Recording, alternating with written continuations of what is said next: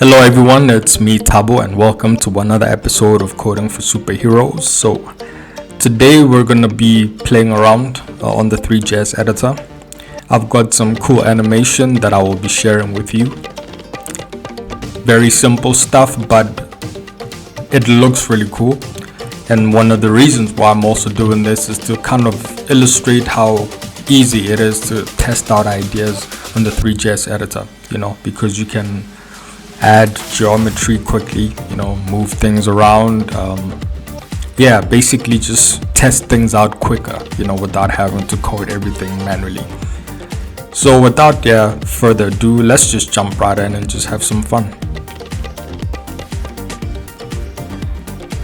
Okay, so in front of me I've got the ThreeJS editor open. I'm running it locally. You can do the same thing too. If you've got your ThreeJS master folder downloaded, inside there should be the ThreeJS editor, so you run your HTTP server from your ThreeJS master folder and you should be able to access it. So let me just show you. If I just go to localhost 80, I'm running from this raw data file. So inside of there I've got my ThreeJS master folder. I click on it. Inside there I've got the editor, so if I do that, then it just opens up the editor. The other option is to go to the ThreeJS website. So I've got already over here, threejs.org. You go under play, you just click on editor and it'll open up the editor and you can use that. Okay, cool. So now that that's out of the way, over here we've got like some few panels. Okay, this is scene. Inside of this one, we already have a camera and a scene, right? Okay, the camera seems to not be programmable. Doesn't give you the option of scripting it. The scene gives you the option of scripting it. This is the basic information about our object, and over here this is our script. If we click on it, then means we've created a new script. So we just go to edit the script. When you open it, this is what it looks like. We've got a function. This is our render loop. So all animations will be running inside of this render loop. Now bear in mind, every 3D object is basically programmable, okay, except for the camera, but any other object is programmable. So you can directly code an object on its own, which means the code will only affect that particular object, or you can do it from the scene where you can actually access every object that is within the scene, right? That makes more sense. Okay, so as an example, we're gonna create a box and then we're gonna add a light. Okay, we're gonna add an ambient light. I'll bump this up to 5, and if we look at box over here, the name of box is box. Okay, so now let's create a variable and assign it to our box. So we're gonna say const box equals to this dot get object by name, and then the name of our object is box, of course. So alright, so now that we've got our box, we're going to create a simple animation. We're going to say box dot position dot x equals to math dot sign math sign, and then we're going to put some time in here. And then we're going to times it by 2. Okay, let's create our time variable. We'll say let time equal to 0, and then inside of our loop we're just gonna increment time by 0.02. say plus equals 0.0, okay, maybe 0.05. Okay, let's do it that way. Alright, so let's run it. Okay, cool. Exciting stuff. So this is our example of how we run things in this editor. So okay, now that we've covered these basics, let's just kind of jump right into the tutorial. Okay, cool. We're gonna scrap everything, start fresh. So let's empty this baby. Cool, let's do that. One thing that I would like to mention also is everything that you're doing here, you can also publish it, right? When you click on this publish button over here, it will then create a folder, for instance, like that. It will create a zipped folder like that. So all you have to do is unzip it. Okay, if I open it, you can see like these are the contents of the file. So you have to unzip it, and once you've unzipped it, then you can just first of all empty your scene, and then you can just come over here, and then you can just say import, right? It'll go to that, then you can go to that, but it has to be unzipped first, because otherwise you can't open it like this. And then you click on your JSON file. Okay, that's the one that you're gonna be using, right? Like for instance, I've got my folders over here, like for instance JSON.add. Let me just open the file location. These are all my files. I can just open one of them inside of Dungeon Crystals. There's this information over here. I'm just going to click on the app.json, and it's got that. Okay, so that's basically how that works. Okay, so I'm just telling you right now because there's a chance that I might forget, so let me just kind of get it out of the way before. Okay, so now that that's explained, let's empty this whole thing and let's start over again. Okay, I'm just gonna do like a refresh. So now we're gonna jump into the tutorial. Okay, inside our tutorial, we're gonna need a few things. First, we're gonna need a sphere, and we're gonna make it black. Okay, so it's gonna be a black sphere, and we're gonna just do a few changes. You're gonna make the roughness to 0.15, and yeah, I think that's about it. And next we create a 2-point light basically, and an ambient light. Okay, so we've got 2-point lights. We'll call this point light 1, and then we'll call that one point light 2. Our ambient light will be, I think it's 1. Actually, now I forgot what it is, but anyway, doesn't matter. The intensity, okay, then we go to point light 2. Point light 2, the intensity is 5, and then the intensity for this one will be 50. Okay, so these are, let's say, the main important things. Once that is done, then we're gonna go to our scene, go to script, create a new script, and then we go to edit it. Right. Okay, from here on, I'm just gonna be copying and pasting. I want to save you time. I'm sure you guys are not here to watch me code. That doesn't necessarily add any value. It's about the information. So okay, over here, I've created an array, called it R. It's an empty array.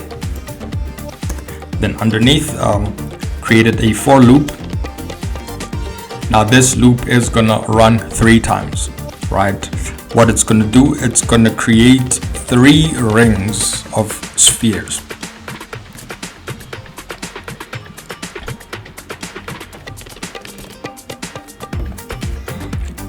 Okay, and then next we're going to create some variables for our light. So we've got light 1, light 2, and then we've got our ambient light.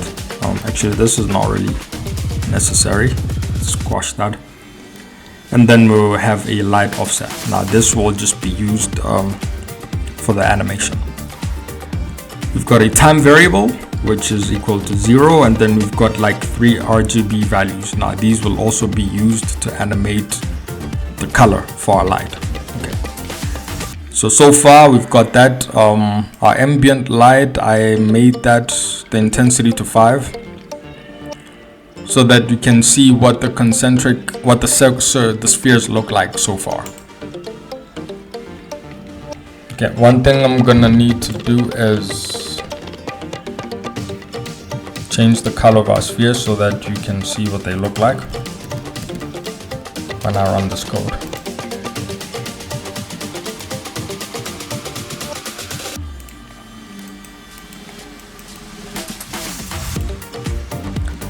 So these are spheres, so that's what they look like. This is the formation. Don't know if it's clear enough, but yeah. Unfortunately, you can't really rotate when you're running, but that's what the spheres look like. Okay, so the light is just going to be running in between them. Okay.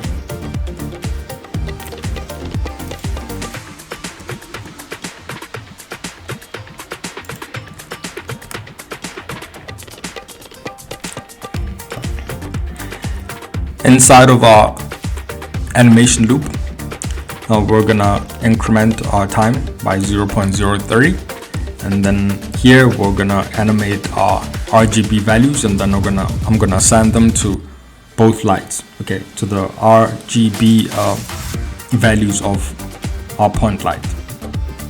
Same thing over here. I'm gonna do the same thing to our second light, and over here I'm just gonna do also animation on the first light. So light 2 will only be in the middle, it's just going to sit there. It will be animating basically the inner part of the circle. And this one is just going to be moving around and animating the rest of it. Okay. This is what it looks like. So that's what the animation looks like so far.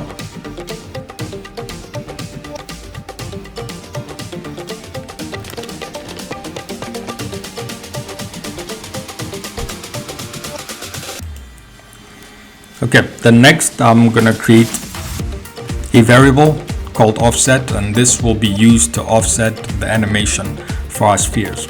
I'm gonna run a for loop and go through our different spheres. So the first line here will be animating the scale. I'm gonna be using math absolute, and I'm gonna use these values over here to animate the size of it, and to use the offset so that it doesn't animate them all at the same time, so that there's an overlap between the animation. I'm going to turn transparent to true. Then I'm going to turn roughness to 0.25. Actually, let's start with, I'm going to start with 0.15. Then over here, I'll be animating the opacity, but for now, I'm just going to close that one out. Okay, and we're going to start from bottom. Okay, so I'll say 0.1. Now, the cool thing about this whole thing is that it is very multifaceted. It has different looks according to the values. Sorry, it has different look according to how you tweak the values. Okay, which is the pretty cool thing about it, because you can get like different cool animations out of it just from this code. Basically, you can just get so many variations. Okay, so let's see what that looks like. Cool. So this looks exactly like what I expect it to look like. So first of all, there you go. So now that that is working accordingly, I'm gonna show you then the other variations. Okay. Now, funny enough, this is actually a secondary version. Like, I only kind of discovered this last minute. I was like, oh, this looks cool. But originally I had created it differently, you know, and I had presented it differently to other people that I shared this animation with. So what I'm going to do now is just change a few things. The first thing that I need to change is the color of our spheres. Okay, these spheres need to be white. Okay.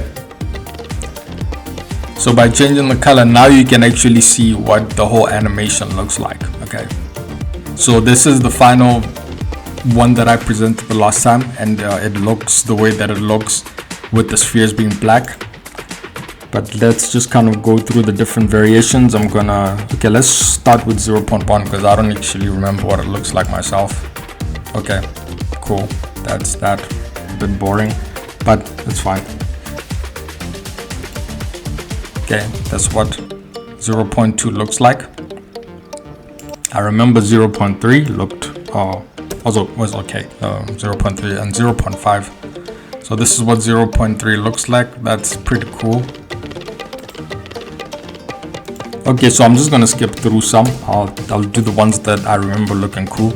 0.5. This looks cool because if you look inside, this is like a pentagon shape inside. The one that is a bit wobbly.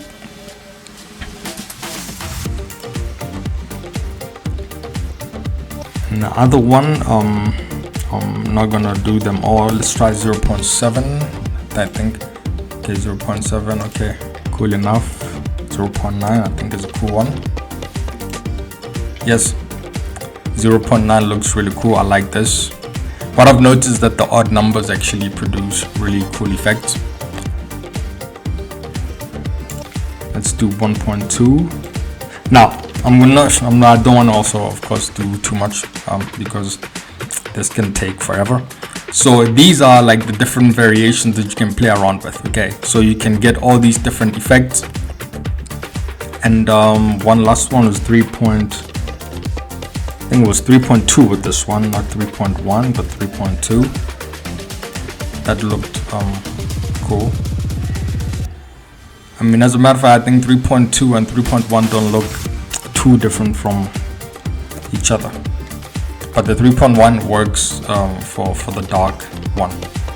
But yeah, so that's that.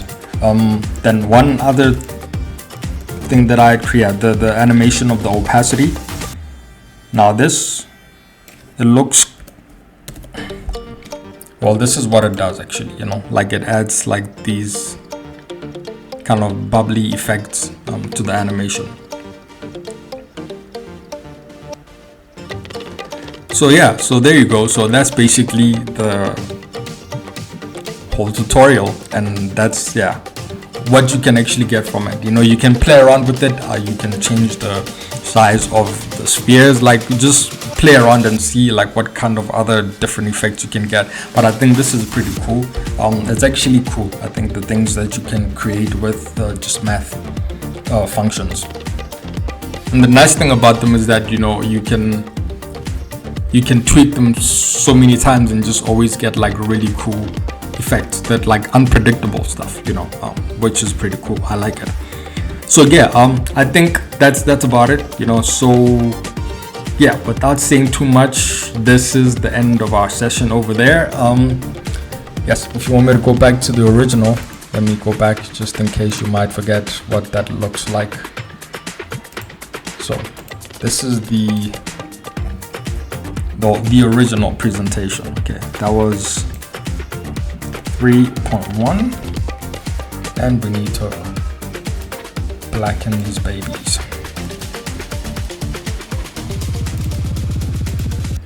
Alrighty. So yeah, you can play around with that. Another thing that you can, okay, well, let me stop right there. Sorry, don't want to overly complicated thing. Okay, without further ado, yeah, thank you very much. Thanks for tuning in. Yes, I just also want to say that I'm gonna be doing a lot of these. Like, I already have a lot of cool animations that I've done. So I'm gonna be doing a lot of, like, I'll call them ThreeJS editor jams. Okay, I'm just going to be doing a lot of jam sessions using the ThreeJS editor because it's pretty handy. I think, you know, you can really do things quickly, test ideas out before you actually start making like real products from it. So anyway, nice having you. Love and peace. I'm out.